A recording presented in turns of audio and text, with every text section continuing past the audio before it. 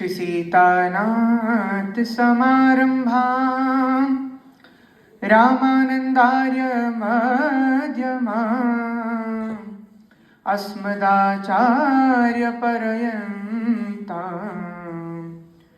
वन्दे श्रीगुरुपरम्पराम् अखण्डमण्डलाकारं व्याप्तं येन चराचरं तत्पदं दर्शितं येन तस्मै श्री गुरुवे नमः।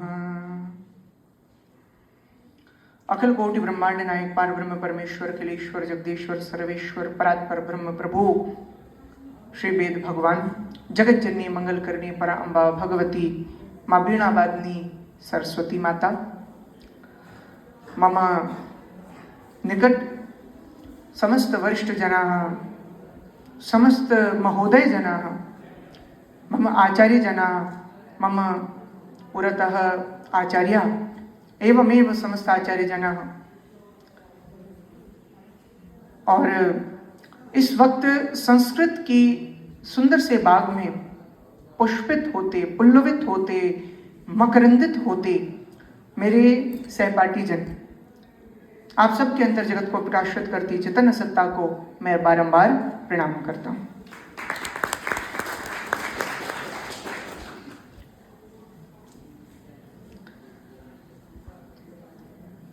Education is about enlarging the horizon of human perception. शिक्षा का कार्य क्या है? हम ज्ञान की बात कर रहे थे। अभी अभी कितनी सुंदर बात डॉक्टर चतुर्वेदी जी ने आपके मध्य आदरणीय ने रखी है। अथातो ब्रह्म जिज्ञासा, ब्रह्म सूत्र का पहला सूत्र भी यही है, जिज्ञासा से ही ज्ञान प्रकट होता है। और हम बात कर रहे हैं आपके जीवन के सबसे महत्वपूर्ण 2 दिन हैं।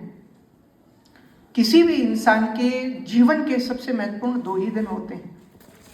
पहला वो दिन जिस दिन आपने जन्म लिया है, यानी आप इस धरती पर आए। जो भी सौभाग्य एक मानव होने पर, भारतीय होने पर और संस्कृतज्ञ होने पर आपको मिले हैं, ये सब आपको जन्म के बाद ही प्राप्त हुए। तो सबसे पहला महत्वपूर्ण दिन वो है जिस दिन आपका जन्म हुआ है। और दूसरा सबसे महत्वपूर्ण दिन वो है जब आपको ये पता चला कि मेरा जन्म क्यों हुआ है, मेरे इस जन्म का उद्देश्य क्या है, मूल क्या है। हम बात कर रहे हैं संस्कृत सभी भाषाओं की जननी है, समस्त ज्ञान की जननी है। बहुत सारी बात आपको पूर्व में बताई जा चुकी हैं। आज विषय जो मुझे दिया गया है वह ज्योतिष कर्मकांड व पुराण से संबंधित है।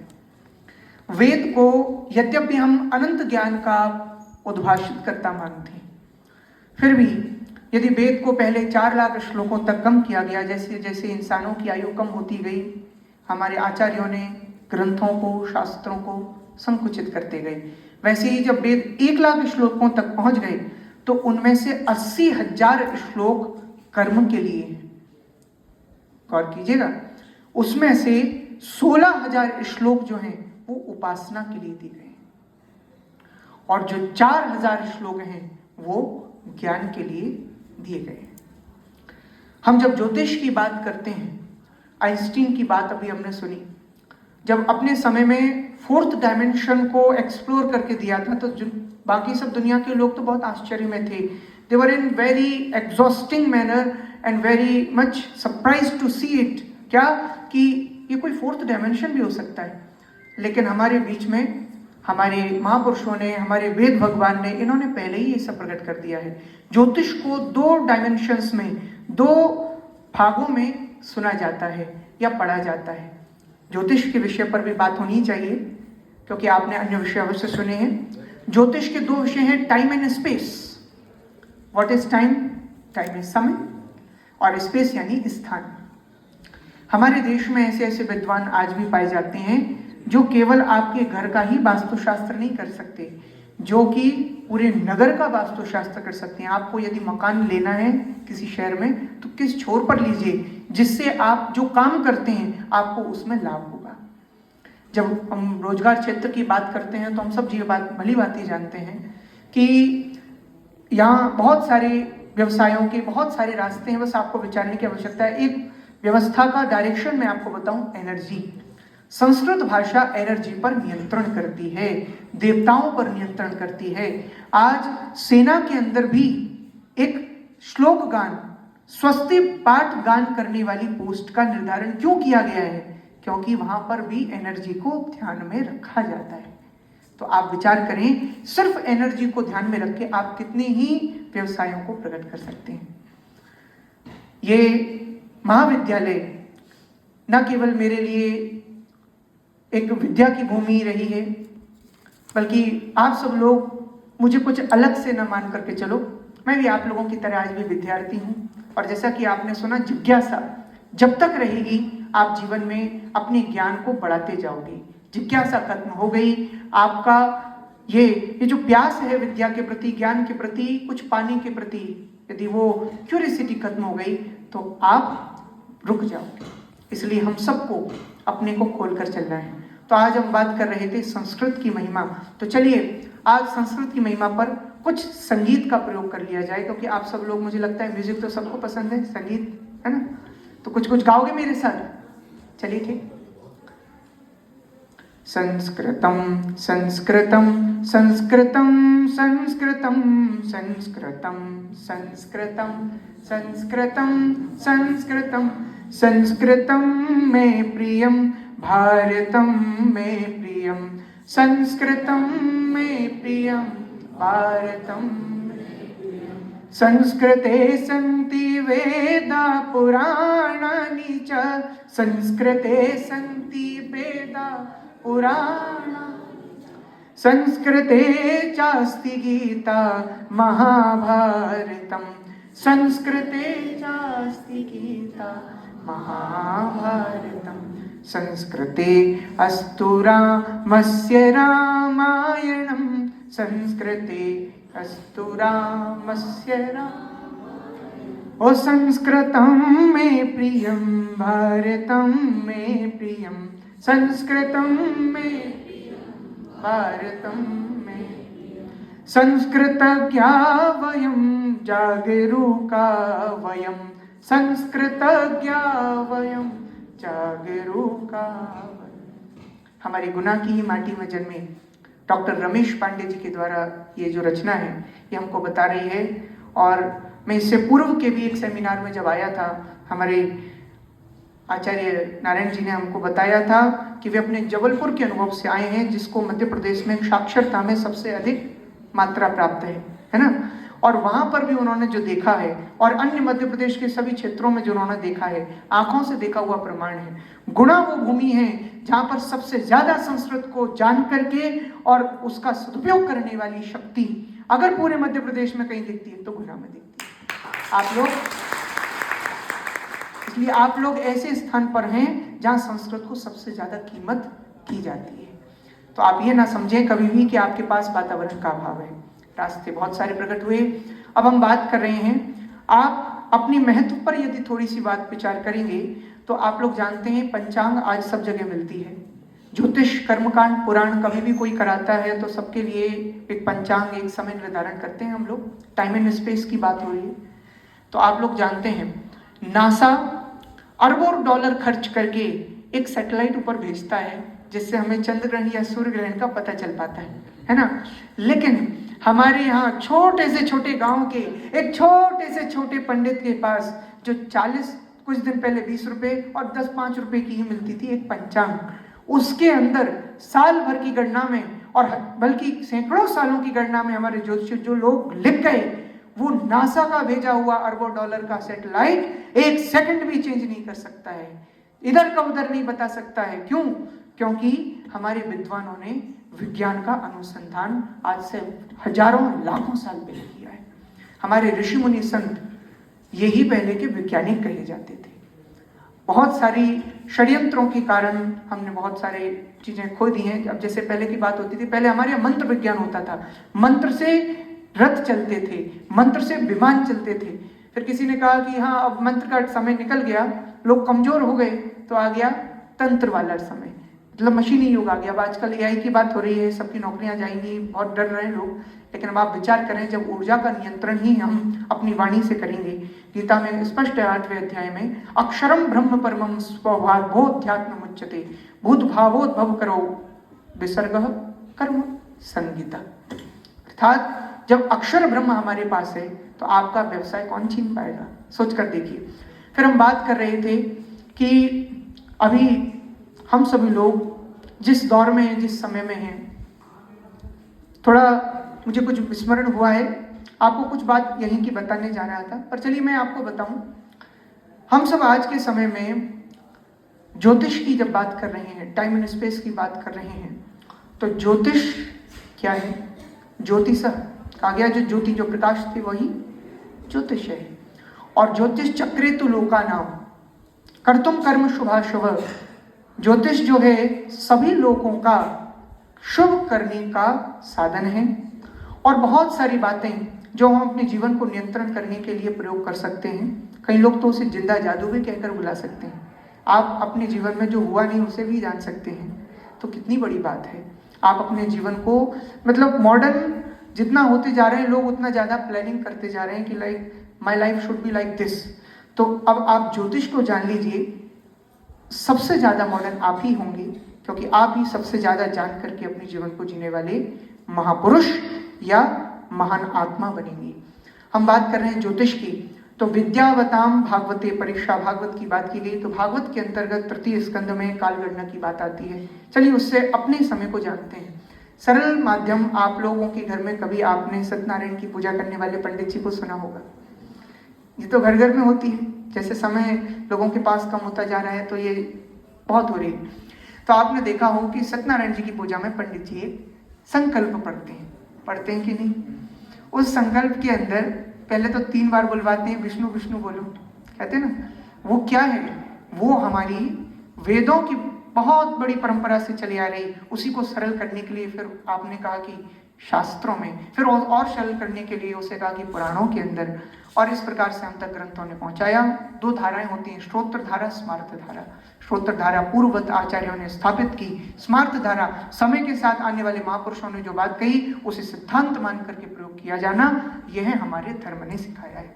सबसे ज्यादा अगर किसी धर्म ने, बल्कि धर्म तो वैसे भी सनातन धर्म ही है, वेदों की परिभाषा के अनुसार धारणार्थ धर्म क्या हो हमने सब जानते हैं, पर अगर हम बात कहें कि हमारे जितना खुला हुआ आचार विचार, आर्ट ऑफ लिविंग धर्म अगर दुनिया में कोई हो सकता है, कोई भी नहीं। इसलिए हम बात करें कि हमारे पास जो पंडित जी संकल्प पढ़ते हैं उसमें क्या बोलते हैं? उसमें सबसे पहले बोलते हैं द्वितीय परार्धे। ये परार्ध क्या है? ये जो ब्रह्मा जी हैं इनकी भी आयु का समय निर्धारित है, तो द्वितीय परार्धे ब्रह्मा जी का आयु का आधा भाग है, वो हो गया है। फिर श्री श्वेत 12 कल्प, इस कल्प का नाम है। फिर वैवस्वत मनवंतरे, ये इस मनवंतर का नाम है। मनवंतर कैसे बनते हैं? चलिए ऐसे सुनते हैं। कलयुग की आयु गणना की गई है शास्त्रीय या कहें पुराणोक्त क्रम से 4,32,000 वर्ष। हम सब जानते हैं कि यहाँ पर देव वर्ष अलग दिए गए हैं और सबके लिए वर्ष यानी कॉमन वर्ष अलग दिए गए हैं, तो उसको समझने की परिभाषा बदल सकती है, लेकिन शब्द सटीक हैं क्योंकि हमारा ज्योतिष सटीक है। अब आप देखिए 4,32,000 वर्ष आयु है कलयुग की, दुगनी आयु है द्वापर युग की 8,64,000 वर्ष, 3 गुनी आयु है त्रेता युग की 12,96,000 ईयर्स, 4 गुनी आयु है सतयुग की 17,28,000 ईयर्स। चारों को जोड़ लेते हैं 43,20,000 वर्ष, 43,20,000 ईयर्स। और इन चारों युगों की आयु को जोड़ने के बाद जब 1,000 बार इनको व्यतीत कर देते हैं तब जाकर ब्रह्मा जी का एक दिन होता है, और इतनी ही बड़ी उनकी एक रात होती है, इसलिए ब्रह्मा जी के एक दिन को एक कल्प कहते हैं। इसमें 14 मनवंतर होते हैं। यदि एक्यूरेट में जाऊं तो हमारे पास गीता प्रेस आदि के माध्यम से भी ज्योतिष तत्वांक के प्रमाण हैं, जहां पर गणना स्पष्ट है कि अगर आपको एक्यूरेट समझना है तो 71 6/14, 71 6/14, ये क्रम किसका है? ये एक मनवंतर के अंदर आने वाले कलयुगों का, सतयुगों का, त्रेता युग और द्वापर युगों का है। इस हिसाब से आप देखो हर मनवंतर के मनु होते हैं, अलग अलग मनु। सबसे प्रारंभ वाले स्वयंभू मनु और शत्रुपा, जिनते भय नर सृष्टि अनुपा, जिनकी संतान होने के कारण हम मनु कहलाए। और भी बातें हैं, पर आप समझिए यहाँ पर ये जो हम गणना करते हुए मनवंतर तक पहुंचे थे, तो इस मनवंतर के मनु का नाम क्या है? वैवस्वत मनु। कहाँ मिला? संकल्प पढ़ने वाले पंडित जी बता गए। वैवस्वत मनु, प्रद्युम्न, शरीरती आदि आदि का क्रम है।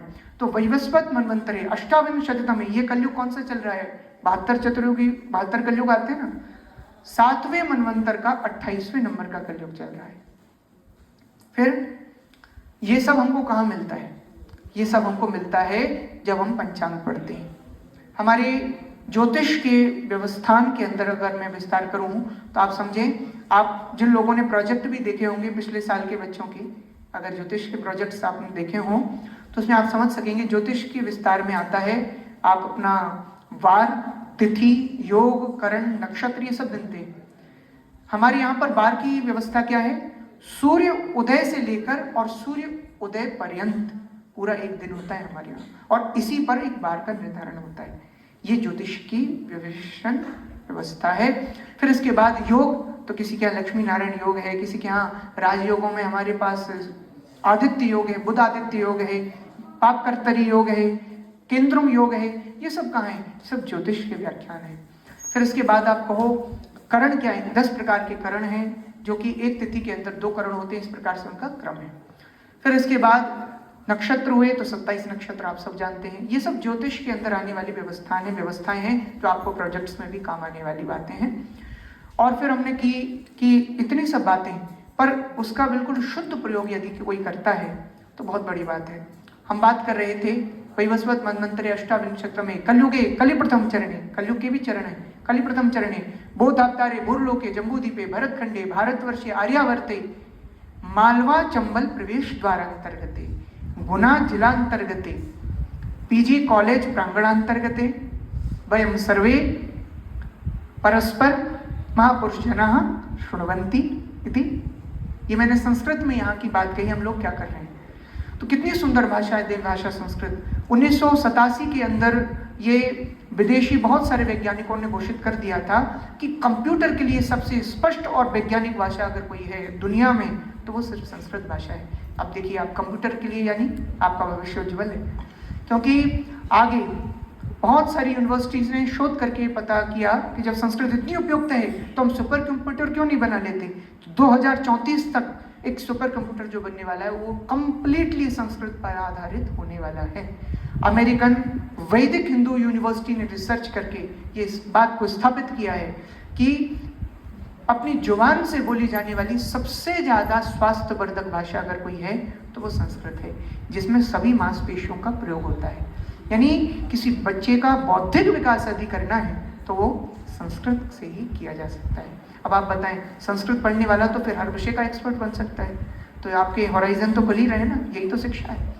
और इसके बाद हम बात कर रहे थे कि अभी ज्योतिष हमने की, पुराण का विषय भी उठा लिया, भागवत से हमने कालखंडा का ज्योतिष का क्रम समझा। और ज्योतिष के अंदर आप लोग देखते हो कि हस्त रेखा भी आती है, मस्तिष्क रेखा। आप लोग जानते हैं ये भी प्रूवन साइंस है आज के समय में। Astrology is a proven science because even atheist people are learning it now. विदेशों में नास्तिक लोग इसे पढ़ रहे हैं, जिनको भगवान से कोई मतलब नहीं है, कोई लेना देना नहीं है, यदि वो भी हमारे सनातन धर्म के वाङ्मय में प्रवेश कर पा रहे हैं। एक हस्तरेखा विज्ञान, एक न्यूमरोलॉजी साइंस, मूल्यांकन विज्ञान, या फिर आप कहो जन्म कुंडली विज्ञान या ज्योतिष विज्ञान के किसी भी कर्ण के द्वारा, तो यानी कि हमारे सनातन का विस्तार इतना विशेष है। हमारे ही भारत के अंदर आपको मिलेगा 6 आस्तिक दर्शन तो हैं, साथ में 3 नास्तिक दर्शन को भी स्वीकार करने का सामर्थ्य है, तो वो हमारे भारत में है। सबको स्वागत करने का सामर्थ्य हमारे देश में है। पर दुर्भाग्य की बात है, हमें अभी डॉक्टर बता रहे थे ना कि हम लोग बहुत अभाव में क्यों जी रहे हैं, पुअर क्यों हैं। इस पर एक स्टेटमेंट ये भी कहा जा सकता है, we are like a beggar sitting on the pot of gold. हम एक उस भिखारी की तरह हैं जो पूरा जीवन कोसता हुआ बर्बाद करता है, मेरे पास कुछ नहीं है। और पता चला जब वो मरा तो उसके जहाँ पर वो बैठता था भीख मांगता था, उसके नीचे सिर्फ 1 फुट नीचे एक सोने से भरा हुआ पॉट रखा हुआ था, एक कलश रखा हुआ था। यदि वो सिर्फ अपने स्थान पर कुछ विचार करता, खोज करता, कुछ उठा हुआ दिख रहा था, तभी तो खोदा है लोगों ने। और जब देखा तो वहाँ पर तो उसकी 1 या 10 पीढ़ी पल सकती थी, इतना गोल्ड उसके पास उसी के नीचे था। तो ये है हमारे लिए आज जागरूकता का विषय कि हम आज अपने देश को, अपनी संस्कृति को और अपने आप को, अपनी भाषा को ही कितना जानते हैं। हम सब जानते हैं भाषा ही हमारी जननी है, तो अपनी माता के प्रति हमारा जो कर्तव्य है हमें उसे निभाने में कदापि संकोच नहीं करना चाहिए, गर्व करना चाहिए। हमने अभी अभी गान में एक गीत में सुना ना, संस्कृतिज्ञा वयम भारत और जागरूका वयम। अगर हम संस्कृत को जानेंगे तो हम जागरूक बनेंगे। और इस पर हम आगे बढ़ते हैं कि जब अशुद्ध तरीके से संस्कृत को प्रयोग किया गया, तो 3 उदाहरण है हमारे पास जिन्होंने इसका हानि उठाई है। एक तो मेघनाद ने भी किया है इसका प्रयोग, दूसरा हमारे यहाँ कहा गया है श्रीमद् भागवत में वृत्तासुर का नाम आता है। त्वष्टा मुनि ने जब बदला लेने के लिए विश्वरूप की हत्या का जो यज्ञ किया था कि एक ऐसा असुर मैं पैदा करना चाहता हूं जो इंद्र को मारे, इंद्र हंता की जगह इंद्र के द्वारा मरा जाने वाला हता, ऐसा बालक प्रकट हो गया। तब हमारे दधीच मुनि ने अपनी हड्डियों का दान किया लोक कल्याण के लिए।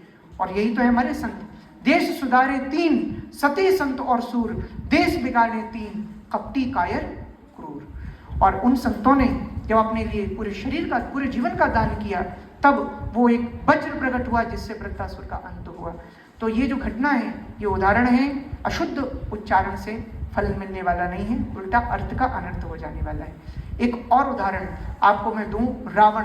रावण के कई चरित्र अन्य रामायणों में प्रकट होते हैं, जैसे कि एक आनंद रामायण के अंतर्गत ही आता है। रावण ने ये जान लिया, इतना बड़ा ज्योतिष विद्वान था, कि मेरी मृत्यु कब होने वाली, कौन सी होने वाली है।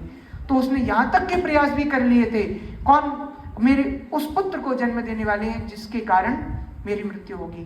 तो दशरथ कौशल्या को भी अलग कर चुका था, तिमिंगल मछली के अंदर खिला चुका था कौशल्या को, लेकिन जब वो द्वीप पर भाग्योदयेन बहुजन्म समर्जितेन, भाग्य के साथ वो एक दूसरे से मिलते हैं, गंधर्व विवाह होता है वहां राजा दशरथ और माता कौशल्या का। और इसके बाद फिर जब वे एक होकर के रावण के सामने पहुंचते हैं, ब्रह्मा जी के शब्द थे ओम पुण्याहम, अर्थात अब इनका विवाह हो चुका है रावण। तब रावण ने स्वीकार किया कि मैं अपने भाग्य में जो लिखा है उसे बदल नहीं सकता। और उसी को मानस की चौपाइयों के अंतर्गत बहुत सारी सुंदर बातें हमको प्राप्त हुई। अगर हम नजरिया बदले तो बहुत सारी बातें हमें मिलती हैं। होई भजन न तामस देहा, मन क्रम वचन मंत्र तड़ेहा। तो रावण ने अपने उद्धार की भी योजना उसी अपनी बुद्धि से बनाई, क्योंकि उसके पिता विश्रवाजी महाराज इतने बड़े विद्वान थे। आत्मा वही जायतो पुत्र, मैं अपने पुत्र को अपनी आत्मा के समान ज्ञानी बनाऊंगा। तो उन्होंने 4 साल की उम्र में 4 वेदों को कंठस्थ करा दिया। अभी हमने जाना ना, पहले हमारे यहाँ पर शब्द विज्ञान का प्रयोग होता था, लोग सुनकर के याद रखते थे। वेदों को कैसे बचाया, बख्तियार खिलजी ने जो पुस्तकालय जलाया, 1 साल तक आग बुझी नहीं थी, कल्पना करो कितना जला होगा। तब हमारे यहाँ पर सुन करके याद करने की शक्ति, और उसके बाद फिर आगे परंपरा को पहुंचाया गया। और तभी हम बात कर रहे हैं कि भगवान श्री राम के सन्मुख बैठ करके श्री हनुमान जी महाराज ने कहा, देहवत अहम भवतः दासो, देह की दृष्टि से देखा जाए तो मैं आपका दास हूं, पर यदि आप कहें, आप अगर दृष्टि को बदल दीजिए प्रभु, तो मैं आपका अंश भी हूं, क्योंकि आप परमात्मा हैं, आप परम ब्रह्म हैं, और आपका अंश होने के कारण मैं आपका अंश भी हूं, जीव के रूप में मैं आपका अंश हूं। ये बात हनुमान जी स्वतंत्र होकर के कह रहे हैं। और अपना प्रश्न भी पूछ लिया करते हैं, कभी जब अवसर आता है अर्जुन कृष्ण से पूछ लिया करते हैं। क्यों? क्योंकि हमारे यहाँ पर अथातो ब्रह्म जिज्ञासा। पूरे विश्व ने इस बात पर बहुत षड्यंत्र किया कि हमारी संस्कृति आगे ना बढ़ पाए, क्योंकि वो स्वीकार भी नहीं कर पा रहे थे, कई बातें पचा भी नहीं पा रहे थे।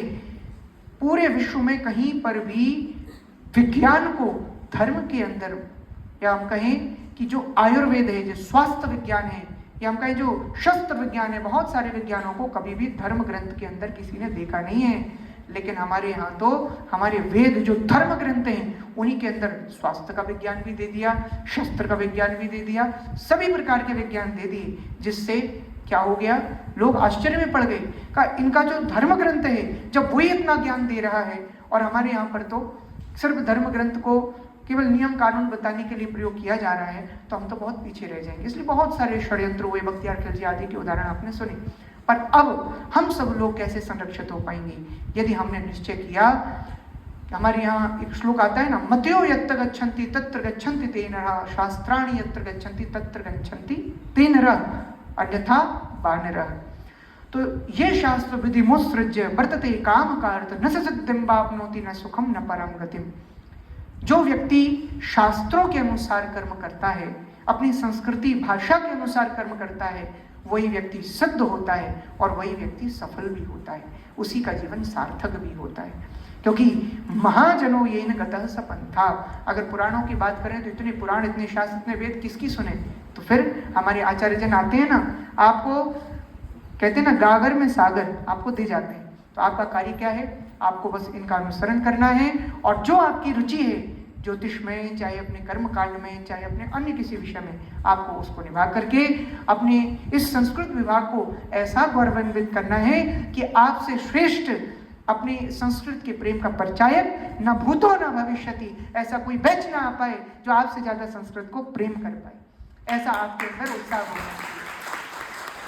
और अब देखिए, कहने की बात बहुत प्रकट होती है जब आप अपने सहपाठियों के बीच मुझे आने का एक अवसर मिलता है, क्योंकि अक्सर मैं वृंदावन जब से ठाकुर जी ने ब्रजवासी बनाया है तब से गुना कम आना हो पाता है, और जब भी आता हूँ मुझे हमारे डॉक्टरेट आचार्य ने इस आयोजन के लिए बुलाया, मैं बहुत आभारी हूँ। मुझे अपने वरिष्ठ जनों का तो स्नेह आशीष प्राप्त हुआ ही, साथ में इस अवसर पर हम सब लोगों को अपना प्रेम साझा करने का अवसर मिला। आप अकेले नहीं हैं, आप एक बहुत बड़ी सेना है। मैं जब संविधान को पढ़ता हूँ, जब मैं गवर्नमेंट के ऑर्गेनाइजेशन अथॉरिटी वाले ग्रंथों को पढ़ता हूँ, तो मुझे पता लगता है कि माइनॉरिटी लैंग्वेजेस के लिए एक अवसर को देने का तक प्रावधान दिया गया है संविधान के अंदर। एक अवसर मिलेगा। अब आप बताएं हमको कौन सा अवसर मिल रहा है हमारी संस्कृत की सुरक्षा में? चाहे जब कोई भी आता है जेएनयू से और किसी मनुस्मृति को जलाकर सोशल मीडिया पर लाइक्स बटोर लेता है, और हम लोग कुछ नहीं करते। क्यों? क्योंकि हम में एकता की कमी है। यदि हम एक हो जाएं, उत्तिष्ठ जागृत प्राण तो वरानन्य बोधत ईश्वरस्य दारा निशिता पतस्तत्र दुर्ग कवयो वदन्ति, हमको कोई नहीं हरा सकता। इसलिए मैं बस आपसे आशा करता हूँ अपने संस्कृत के प्रेम को आप सब लोग चरितार्थ करेंगे और अपने भारत का, अपने देश का, अपने परिवार का नाम ऐसे रोशन करेंगे कि हम सब लोग आपको अपना मान करके अपने गर्व का नित्य अनुभव कर सकें। ऐसे आपके लिए शुभकामनाएं प्रेषित करता हुआ अन्य आचार्यों के पास अपनी इस माइक को सौंपता हुआ और आप सबके लिए बस ये शुभकामना करता हूँ। घर घर संस्कृत का प्रचार हो, सदाचार हो, सदविचार हो, पहले सा मेरा भारत हो, जगत गुरु फिर एक बार हो, जगत गुरु फिर एक बार हो, जगत गुरु। धन्यवाद।